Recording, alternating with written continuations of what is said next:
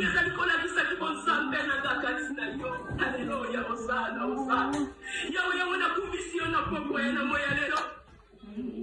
pour choisir Linda.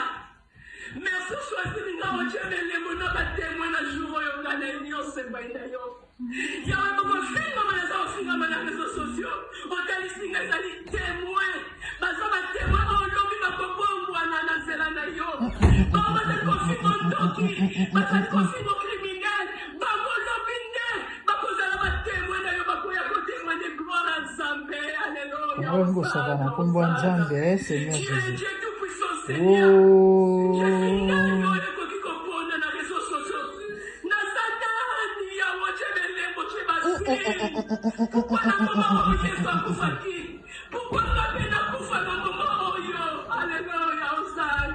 Voilà la raison pour laquelle je viens te bénir, Seigneur. On a dit que pour nous, Yahweh, Zambe na boya, olatike mo vandina bo santu. Ozinga mina bajelo, akoye mela kayo tongo pe popa. Zambe na boya, olatike mo vandina bo santu. Ozinga mina bajelo, akoye mela kayo tongo pe popa. MDG TV, une chaîne Wint pour la cause de Christ. Mafuta Yasika, Mafuta Yasika, Mafuta Yasika.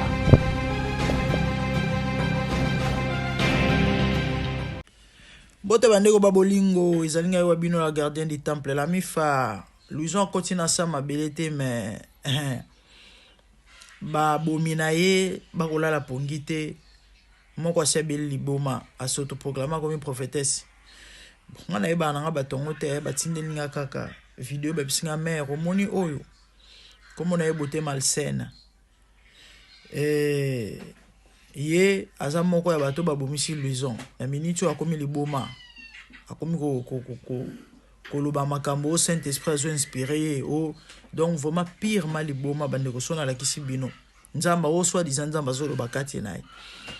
Bat bala molimo discernement ba on a besoin ba sambela te déjà na koyoka na kotala ba comprendre que non awa milimo mabe mutezoloba bande o ba bolingo na oloba na bato oyo bobomisi Louison ere yango oyo ya kufungu na masumu de boluka basali na nzamba solo bo se repentir et parce que bola la pongité bola la pongité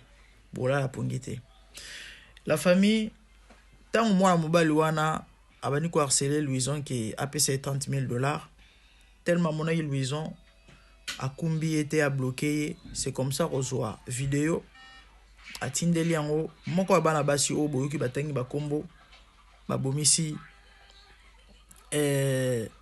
Louison nde bango moko wana tanga jeu a bengi association na ya ba malfaiteur et alliance na bango basala yaki ndoki pona ko bomisa ka bato bandeko na koti live moko lobby ezaza na ba page ba tche ba capture ya ba message bana basona ba komela ka bato oka tozana mutakala na yo tozana matière na yo solo la pesa mbongo tinda mbongo sinote ekoyindela yo sinote koyoka soni sinote bandeko tala ba victime ebele ba bimi oui bato belé du Congola zane mutasoni ebele ba bomba ba secrétaire musuko komi Louison ba bani ko bimisa botala ba capture ezaza ba compte ebele bato belé bomoni moni yango bala basiona batindela ka bato ke écoute to ka tozana matière na yo na sepel na commentaire moko ndeko mwasi mo alobi ngai ata $1 bozwa te bo publier effectivement parce que bino bozana mutakala na mbuto wape sabino mbongo soit déjà pour publier te bozui mbongo et puis après déplace makambo eza mutakala na bova nango pendant combien de temps est-ce que boko efasa ngo na limite boko efasa ngo te de ce qui veut dire un jour boko sengela ngo sumbongo ou soit eko changer adresse et que d'ailleurs kuna pe bako sengela ngo mbongo bandeko balobi bana basio balia comment il s'appelle honorable Guy Luando $1,500 na mutu. Le cas moko bino boyebi kaka bapoliticien nde bazala bakindumbiste likango moko soki mpe yayegi lwando balovanaki base filme kuna azo atindela bana basi wana parce que bazali na besoin mbongo oyo bato mosusu ndenge baza basi bateka na bango so mpe milimo soki banini wana ntango azwi babenga danono abimisi na bapreuve ya bamessage ke non danono toza na matière moko awa ebimisa mbongo nini mutakala gi lwando donc il faut mbongo bima comme yo za mutolobela mambo politique mais ma on a TikTok danono bi nga ba mbongo ya modèle boye na liaka te nga ba mbongo forme boye te nga ba mbongo sanité boye te nga sona na besoin mbongo na lobaka na koya na bengi mutu to na ye epai ya na ye na public na benga kutu ta lobi na yaka penza na salle émission na ebisi bino que non j'ai besoin d'argent bosunga pona likambo boye e bato bapesa nga mbongo ke ya ba chantage boye te o na sala raté na liaka nyaka te danono longonia c'est une bénédiction pour la communauté bota mutu azana ba sens alors bana basiona bandeko bandi kotindela kilwando ba message tango amoni azali na choite talaka ministre ngondo esambwa apesa bango $1,500 na moto tambola na mokilo mona makambo yaya kande na lobai na bino l'autre fois justice pour Louison za moto asuka oh non seulement bobomi mais bosali chantage ndeko mwasi ndeko mobali so batindeli o message bayebi soki no ndenge eza boto wana motakala na yo yaka kosolola koyoka soni te kobomba te komela ngai komela bandeko nyonso oyo baza na service oyo komela danono toza ebele to wana service oyo ko arrêter hémorragie oyo bablaga pampambo ifo sila na communauté eza normal te réseaux sociaux oyo toya mpona ko se divertir bandoki baya pe na réseaux sociaux basangisi sorcellerie basali alliance ya bandoki po bakoma koboma bato bakoma kolia bato bambongo na ndenga mabe bakoma ko traumatiser ko torturer bato moralement ko belisa bato Louison va kufa akoma na régime mususu akoma muto komela bakisi akoma muto ba tension bandeko na kati ya morgue ndeko Louison zo expliquer na comment garçon n'a pas lobby en ouais excuse me sit down bolandaki Arnaud munoko Louison eza ya kotengama allez-y comprendre munoko na eza ya kotengama amelaki nini ezaki crise ya AVC c'est compliqué parce que jusque là autopsie nanu ba déterminé te cause ya kufa ya Louison eza pas eza mawa ya batindelo message o tozala mutakala na yo o tozana dossier na yo o tozana komela ngai komela bandeko misusu pesa kombo tope numéro ya mutu azokomela yo tope compte na ye tokomatise na miniature tokosabola ye baja pampambo ifo esila e bato bele ifo bazala poursuivi na justice ah oui parce que bamakambo oyo eza ba infraction ya kosakana te eza makambo pampamba te loba congolais lokola zwa makambo nyonso bablage babiloko oyo bandeko ya Louison poka congolais akipaka makambo te normalement bandeko ya Louison il faut bazwa téléphone à Louison baluka bato badeverrouillaka bacheke bavérifier bamessage baconversation ezala ya TikTok ezala ya nini bamisusu bana na Europe so pe na poto il faut baporter bango plainte ke babomisi ndeko na biso kiso ndeko na biso akufi eza parce que abando sibio ba harcèlement ba chantage tala parce que bomona ke no mundele a congolais te mundele asala ba blague te ba mentir te la famille c'est ça kindoki na motema mabe ya congolais botala bandeko moko ya bandoki abeli liboma akomi prophétesse na réseaux sociaux kokamwa tambola mokilo mona makambo en tout cas bino boyebaka bato yango ngana yebaka nanga bango te balobi kombo na ye beauté malsaine sope maléfique et que Dieu nous aide mutu ana discernement azana besoin kota sambela te ana besoin kota mabondeli te ata vous-même bandeko, ata vous-même. Yango nzamba ngo molimo mosanto ngo quelle manifestation na TikTok et puis na motindo oyo et puis na momani.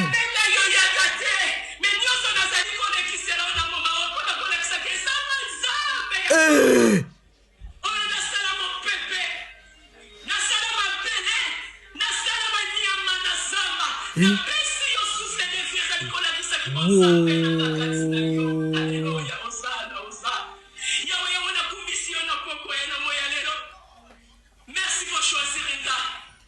Merci pour choisir Inga. On tient les mots dans la témoin la jour où on a les nions, c'est pas une d'ailleurs. Il y a un moment film dans les réseaux sociaux. On t'a dit que c'est des témoins. Parce qu'on a témoin. On l'a vu dans le bon bois dans la Zélande. On va se confirmer en doki. On va se confirmer en criminel. On va l'a vu. On va se la témoin d'ailleurs. On va témoin de gloire ensemble. Alléluia. Hosanna, Hosanna. Dieu est tout puissant, Seigneur. Je suis nani oyo qui comprend dans les réseaux sociaux. Nazatani ya wacheme lembo chebasi. Pourquoi na mama oyo Yesu akufa ki? Pourquoi na pena kufa na mama oyo? Alléluia, Hosanna. Voilà la raison pour laquelle je viens te bénir, Seigneur. On a dit que pour nous bandeko kongola liko sakana na nzambe kongola liko sakana na kombo nzambe. Bible zoloba move please. Bible zoloba lisumu nyonso kozala pardonner. Mais a blasphème contre mon nom santo za pardonner te. Bana moni ba vidéo moi sur zoloba ke mon nom santo tinera ya enregistrer Luison. Allez-y comprendre. Il parle du Saint-Esprit, s'il vous plaît. Mais c'est grave hein. C'est grave. Babylon a boué vraiment tabino moko.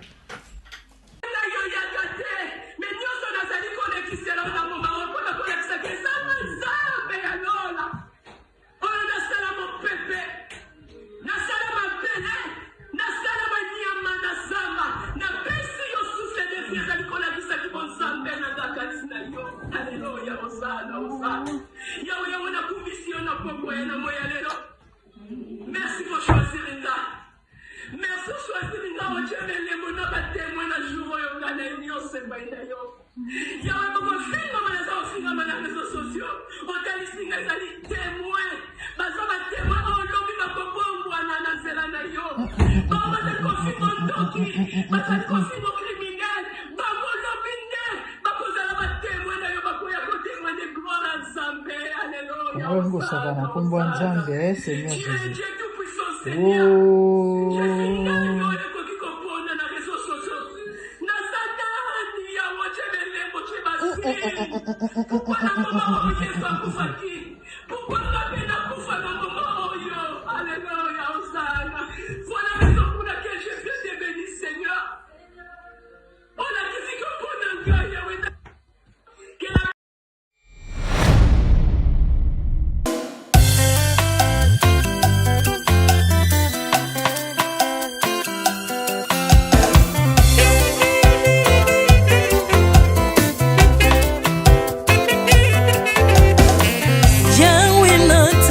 mokili oyo namoni te natangi na histoire ya monde namoni te naluki nayemba pete toze po passer Seigneur. Je n'ai pas pris non plus entendu parler oya kokalala yo Yesu.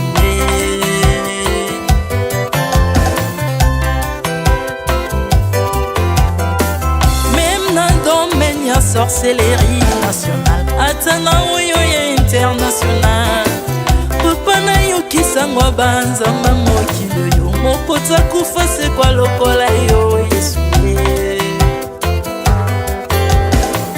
Nanya voyage lokola yo Nanya wakoka nino ya wanzambe Uni masomo ya ekusu konanga okufose kwa kwe uzali nzambe Yesu. Nzambe moneno kitanase Olata nzoto po yo bikisanga Okitanase pozwe sikananga ofuta nyongo na nzambe nanga Yesu. Ozali nzambe onkote ya okani na yo Ozali nzambe obongwani te Yesu, Yesu. Ozali Nzambe mokotea kokani na yo. Ozali Nzambe bongwani te. Yesu, Yesu.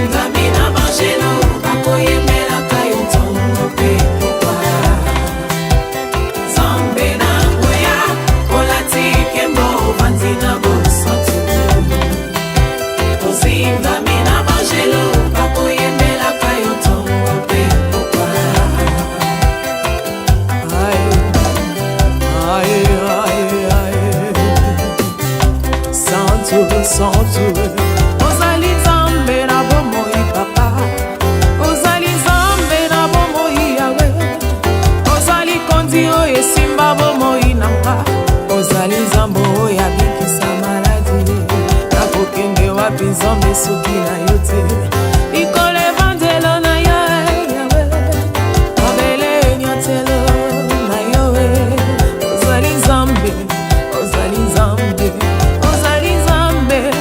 Kote lokola yo Nzambe na ngoya olatike mo vandina bo santu. Ozinga bina bangelo bakoyemela kayo tomo pe popa. Maintenant tu m'as rendu intouchable, maintenant tu m'as rendu invincible. Aliwana yoto komine la santu, lise kwa na yoto komine balongi.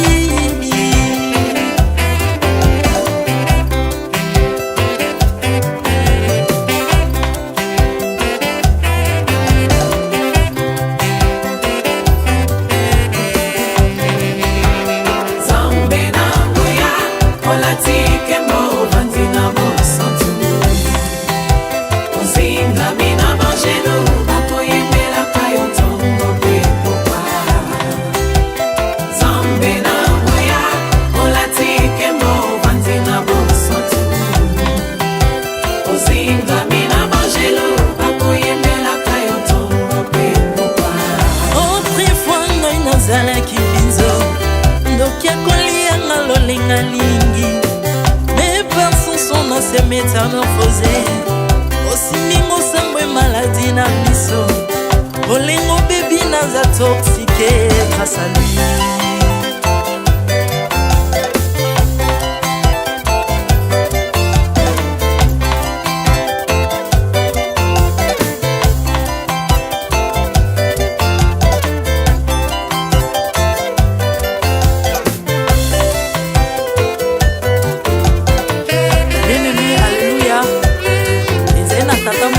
Nzambe tango akufi badeptine balobi keno akosekwa akonzamba bakristo basekwa, alors ko bafacilite lisekwa na ye bakunda ye mutu libanda otanga kolamuka abimaki lingala moko. Mais comme Nzambe na biso anya kokambola gloire na moto te, lobi nango na ntongo baya kokuta bangulu basepelisa mutu ya Nzambe na bango. Yango bien aimé bato na bakoma oyo biso dolera ngulu te o milimo mobe kotaka na ngulu. So bino bolera ngulu te po milimo mabe kota na ngulu, bomelaka mai te po milimo mabe kotaka na mai. Yango tokumbisa Nzambe po akufa asekwa avandi na loboko ya Tata mpona kointercede mpona ngana yo Jésus de Nazareth. Amen.